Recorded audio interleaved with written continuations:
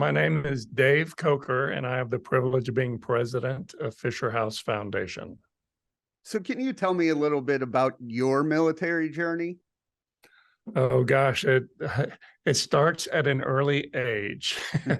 I'm a military brat, and so my dad entered the service in 42 and served until 77. And so growing up, the military was just it was family. And I went through school on a ROTC scholarship and had my career, and had the privilege of serving in the Medical Service Corps for 15 years. I took an early retirement, and it's just funny. There's so many God things or touchstones Yeah. that allowed me to come to Fisher House. But when my last assignment that I retired from was at Fitzsimmons Army Medical Center, and that's in Aurora, Colorado. And we've received the gift of a Fisher House. And of course, the first thing you think, it was on the edge of the parade field, and it was the perfect place for the general to build his new set of quarters. And so that was the first rumor. And then we heard it was going to be a Fisher House. And you say, okay, so what's a Fisher House? Yeah. And learned it was going to be a place where families could stay while their loved one was in the hospital. And that reminded me, if it's one thing we know is life happens. When I was a young captain over in Europe, I was in Heidelberg, Germany, got a call. My mom had cancer. And I learned later that because my father had served in the Army Medical Department, he knew the commanding general of Walter Reed Army Medical Center. General Malone had worked for my father. So Dad called him up and said, Lou, Virginia's got cancer. I'd really like to get a second opinion. Who's got the best program? And General Malone said, well, we do. We're Walter Reed. Yeah. And he said, I'll help set up the appointments, but there's one condition. You're staying with me. And he opened up his house to my parents at a very difficult time. And I know how much that meant to them to be in an environment where you were cared for and you weren't alone. And so when the opportunity came to support a Fisher House at Fitzsimmons, I was still active duty. I went to the chief of staff and said, hey, boss, can I be the point person for this and help set it up? And he goes, go ahead, knock yourself out. and that got me introduced to what Fisher House is and does. From the installation perspective, there was a guest house with 200 rooms that could provide support. But lodging is different than what Fisher House provides. Right. It's a home environment. You're with others. And when somebody walks through the door of a Fisher House, we simply want them to know that there are others who appreciate your service, honor that service, and want to help you in your time of need. And so to be a part of the origins of that house, I talked my wife into volunteering to be the manager of the house, and of course that meant I was volunteer number one. Right. But I remember that first Thanksgiving, and we had 5 families in the house, all with NICU babies. That were grateful that they were at a place that could provide the care they needed for their little ones. And if you don't think that was a special Thanksgiving, and I've been sold ever since. Well, you've been a part of Fisher House really early on. Have you ever thought it would grow this much since you started? Well, no. What you do is you come in and you try to make a difference every day. And over the years, it just continues to have an impact, and it's a wonderful synergy. When Zach started the program, and it's named Fisher House after Zachary Fisher, Zach went to Admiral Carl Trost, who was the chief of naval operations, and said, Admiral Trost, I would like to do something that would be a blessing, not just to the Navy, but to all the services. And being a good leader, Admiral Trost went to his staff and said, okay, I've received an offer from Mr. Fisher. What do I tell him? And being a smarter man, he went to his wife and said, honey, I had a conversation today, and this man offered to do something that would be a blessing. And she had remembered, she had been working with the Wives Club, and they were trying to find a building that they could use to convert to housing for families receiving medical care, because she had seen a medevac helicopter come in, and the patient was taken off, and then the family came out with suitcases at the National Naval Medical Center at the time. And she always wondered, where's that family going to stay? Yeah. And so it was something that was just on her heart. She mentioned it to Zach, and Zach said, I'm a builder. I can do that. And Zach initially, back in 1990, proffered 2 houses, one for the Army at Walter Reed Army Medical Center and one for the Navy at the National Medical Center. And he thought about it and said, maybe the Air Force needs one. And the Air Force said, yeah, we do, but we need one in Texas. And 3 became 5. And as the program started to grow, his friend said, this is going to be something special. Maybe you need to set up a foundation. But Zach and Elizabeth wrote a personal check for the first 20 plus houses. And that's why the program carries his name. He proved the concept. And, we are proud that, upon his death, we took over responsibility for the construction and support of the houses. I had always said, we're on the road to 100. We've got 94 that we've completed. We've got 2 more under construction, one in Columbia, Missouri, and the second house at Bay Pines in Florida. We hope to start 3 more this year. And next year, we hope to complete 100 houses. And I always thought I'd retire at 100 houses, but it's coming way too soon. Right. I picked that because I'd never imagined that we would get to that day in my lifetime. But now that we're on the road, I'm going to set my sights on maybe 120 or 150. Well, that actually brings up a good point. How does it feel for you personally to have an impact in these people's lives that are going through such a tough experience at that moment? The highlight is, number one, it's not me.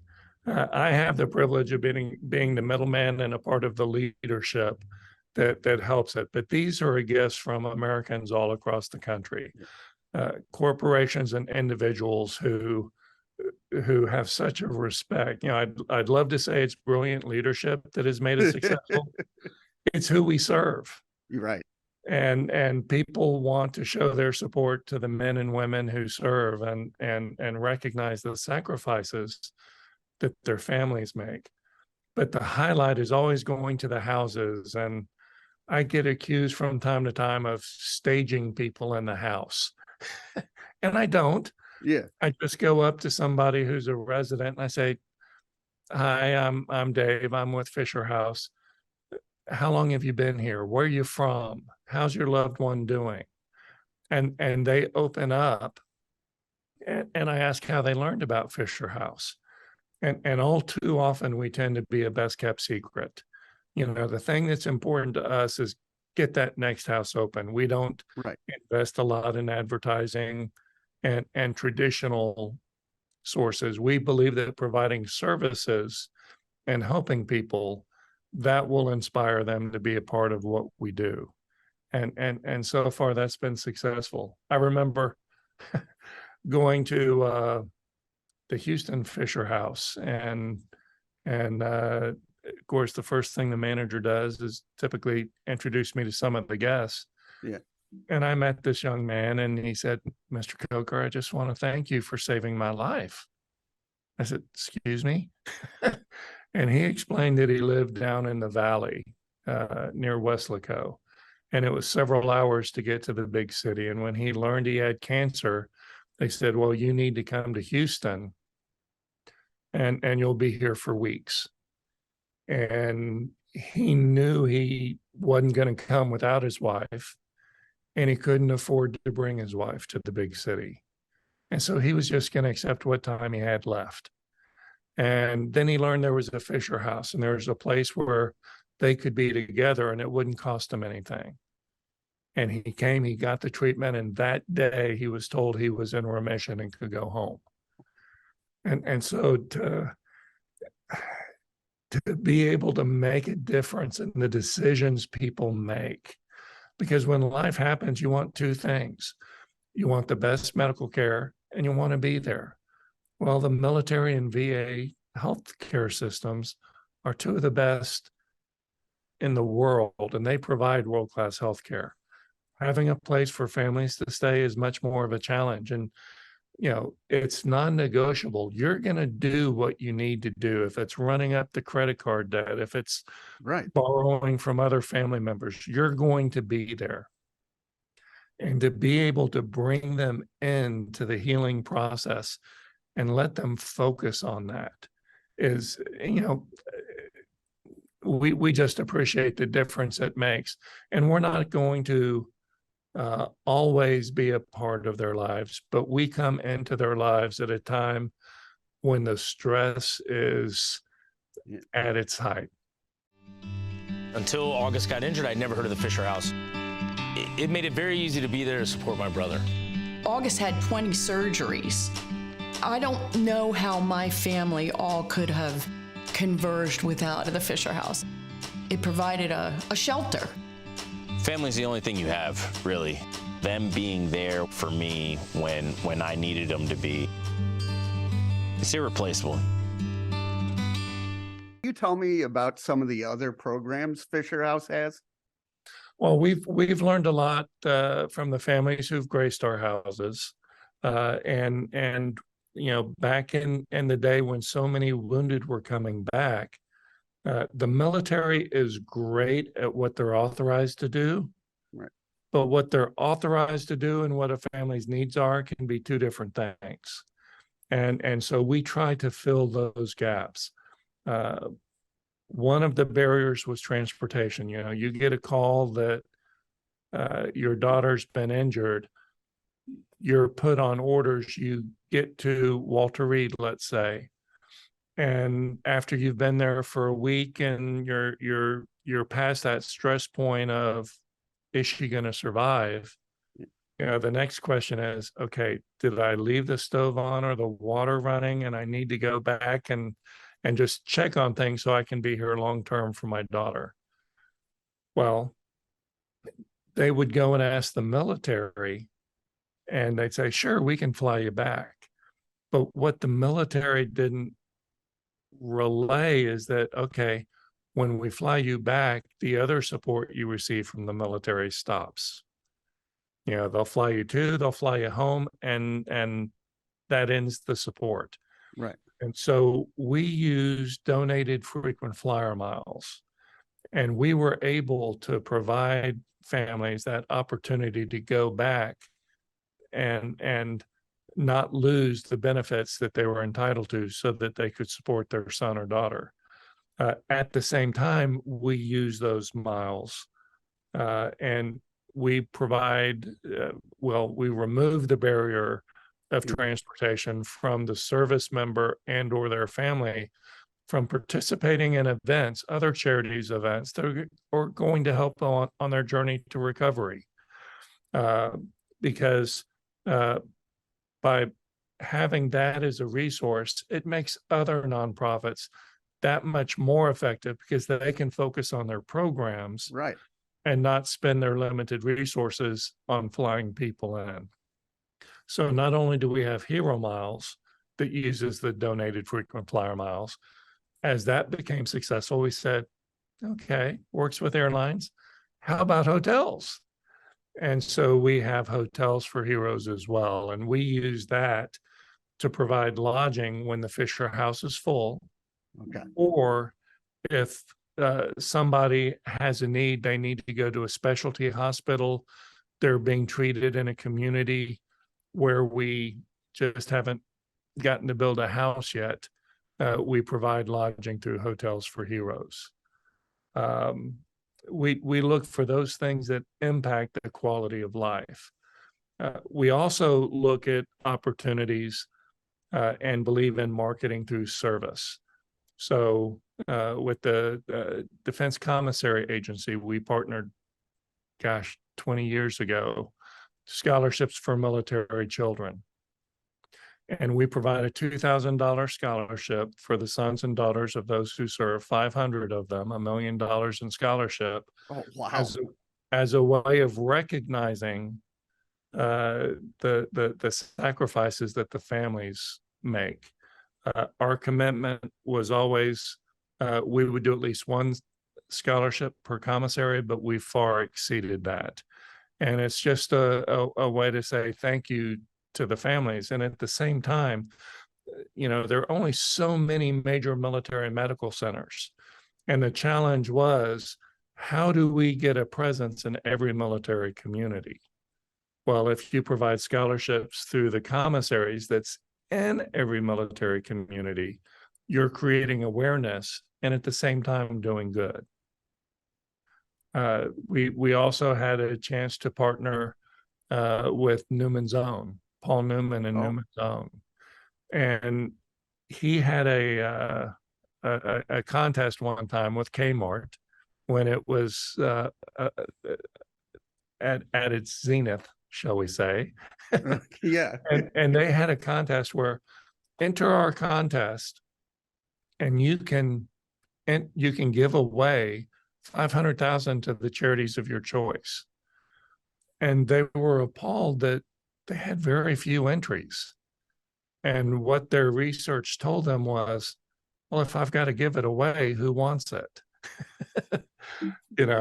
So we went to them and we said, tell you what, you're now selling your goods in the commissaries. How about if we do a contest together where we reach out in the military community, people identify a problem, tell us how they're going to solve it, and we'll provide them a grant to solve a problem throughout the military. And that was another opportunity to get into every community. And gosh, over the years, we've provided over $2.5 million in grants to other nonprofits focusing on the military community. There's a great temptation to try to be all things to all people when you start to be successful. And you're not going to stay successful if you try to do everything for everybody. So we need to pick our lane. And this is a way where we can support others with great ideas, not get distracted, and educate the leadership of the military of how many different organizations there are out there doing wonderful things for the military. Where do you want to see the organization in the next 3 to 5 years? Oh, gosh. Working on House 101, 102, 103. Yeah. No, every organization has its personality. And I think we have found a way to honor the service, to meet the needs unique. Nobody else is doing what we do. I want us to stay true to who we are, do things with a sense of humility. We are so proud to be able to partner with the Army, the Navy, the Air Force, the Marine Corps, the Space Force, and serving all the services. Yeah. And we need to remember that our success is tied into who we serve. And so if we think about what their needs are, we're going to be okay. We have a wonderful product. I think we do it the right way. And if we can encourage others to be as successful as we are, then we'll be a success. I could never have imagined that I would be so privileged as to be able to do what I do, to make a difference and to give other people that opportunity. That's taking it to the next level. As my mom and I were on our way out, it was our last week, and another Marine stayed here. He tore his ACL. And it was so eye-opening because during my time being injured, I just felt very alone. I thought, there were times I felt like I was the only Marine that ever, I knew I wasn't the only Marine that ever had an injury, but I felt like I was the only person going through at that time what I was going through. And to be able to talk to another Marine that had a similar injury to me, he tore his ACL, we really connected over that. And I just remember, talking to him and saying, hey, if you need anything, I know we're not in the same unit, but just reach out to me. I can give you a ride. I know we can't drive right now. And I know my mom and his mom, I think, it helped them so much to know that their kids weren't alone in the process.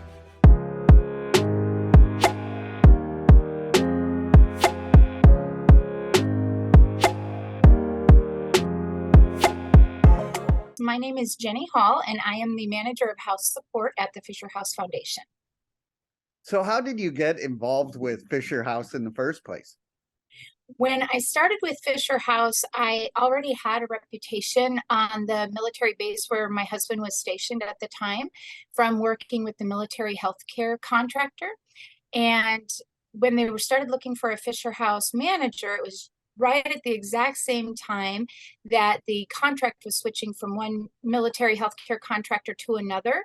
And so I was at the point of having to make a decision if I was going to stay with military healthcare and transition to a new contractor or move to a different position. And one of the hospital commanders had recommended that I apply for this job. So that's how I got invited. So how important is it for the families that stay at Fisher House to have a good support system? Oh, it's very important. So think about any time when you are away from or going through, let me backtrack. Think about any time that you are going through a crisis, an unexpected illness, injury, anything like that.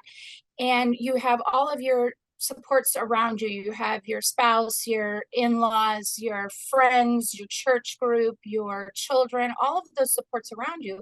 Well, imagine now if you had to travel to receive that care or that healing process, you lose all of your supports. So what Fisher House provides is that support system, kind of a pseudo support system, and that's why we're a home away from home, because the Fisher House staff, the other families that are in the Fisher House become that natural support system, because everyone that's there has a military affiliation.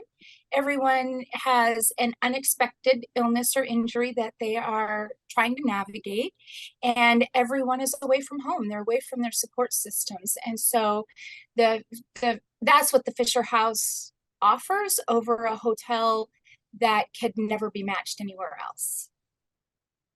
For you personally, how does it feel to, connect with these families as you are also, live the military life? Oh, I'll tell you, for me personally, these people become a part of my extended family.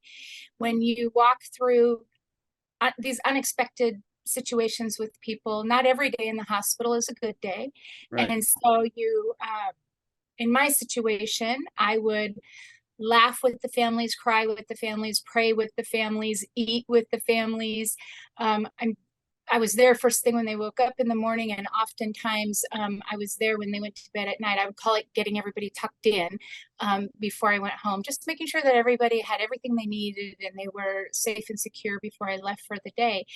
And so, we spend oftentimes more waking hours with our work peers than we do with our own families. Well, my waking hours are spent with Fisher House families who are going through these ups and downs and unexpected types of things. So many of the families become my friends, become dear, sweet loved ones. We exchange Christmas cards. They're on my Facebook. They just, our impact for them makes them want us to be a part of their lives because we've become a part of their story. And now they're a part of my story imprinted on my heart. I had one family, dad was deployed active duty Air Force. He's a chaplain in the military, and he was deployed overseas, and mom was at home. They had 12 homeschooling children in all different phases, Whoa. different grades, teenagers to little toddler, all the way through through everything you could imagine that was going on in that mom's life was going on.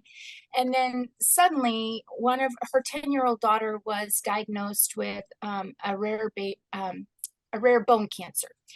And all of a sudden, what was already a stressful time living in a deployment, being a homeschooling mom with all these activities, you know, things of that nature, mom and many of the children, not all of them, because some of them were old enough to stay at home, came to the Fisher house. And it was like about a week and a half before dad could get there. And in that time, the amount of love that we could give, not only to mom and to the patient, but to the other 5 children that came, because they needed a place in the house to do their homeschooling work that was quiet, that was desktops type area. They needed an opportunity to have their outdoor activity because, as you know, with homeschooling, they need to have some outdoor time as well, some activity time. And so we got to be involved in part of that as well. And eventually dad was able to come, but they were with us for almost 9 or 10 months. So we celebrated the 11th birthday of the daughter who was having the patient, you know, the patient. And those types of things are just absolutely amazing and incredible. Another story I want to share with you is Mr. Kingston. He was my very first person at the Fisher House that did not get a positive end to his treatment plan.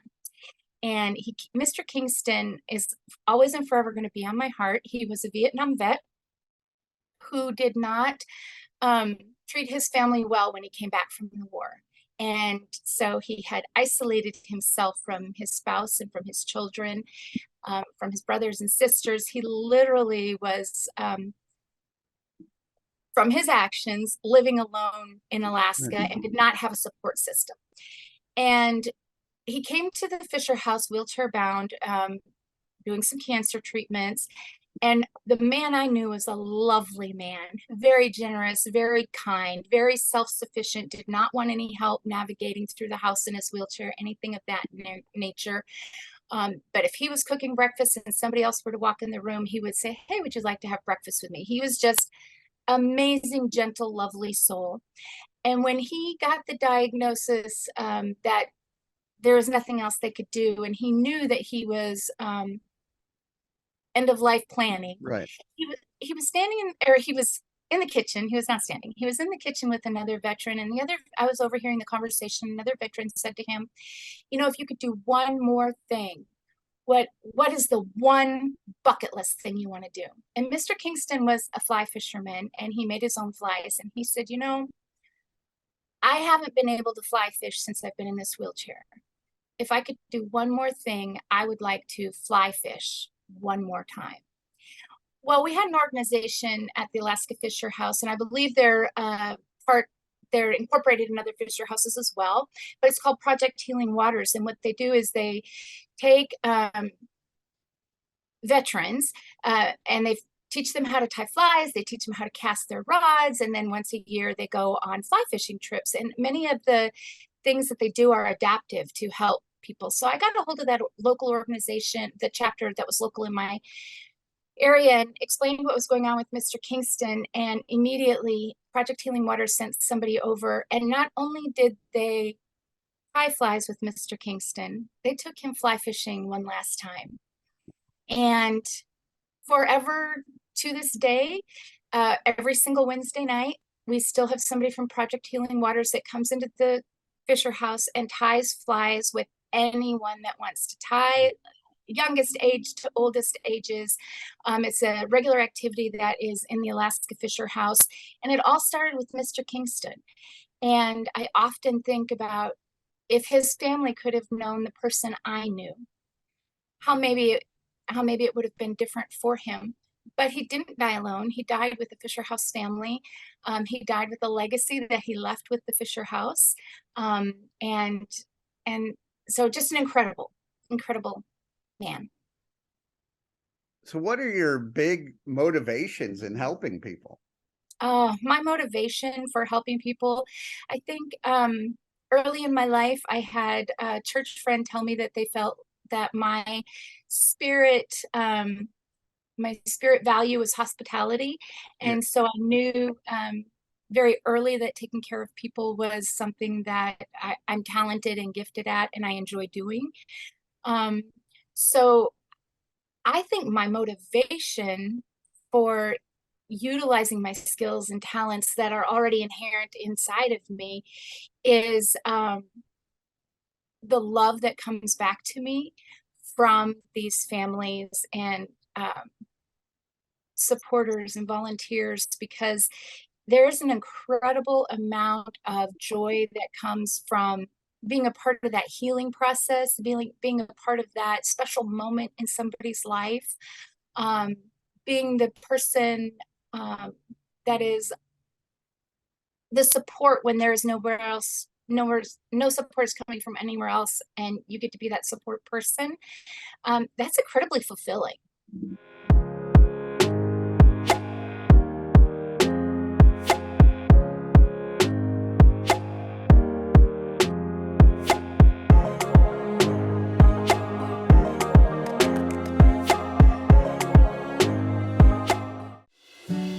At Fisher House Foundation, we put bricks together. We build homes away from home, close to military and VA medical centers, so free lodging and care are close together. But more importantly, we bring families together so they can recover, heal, and ultimately put their lives back together. Imagine what more we can do together.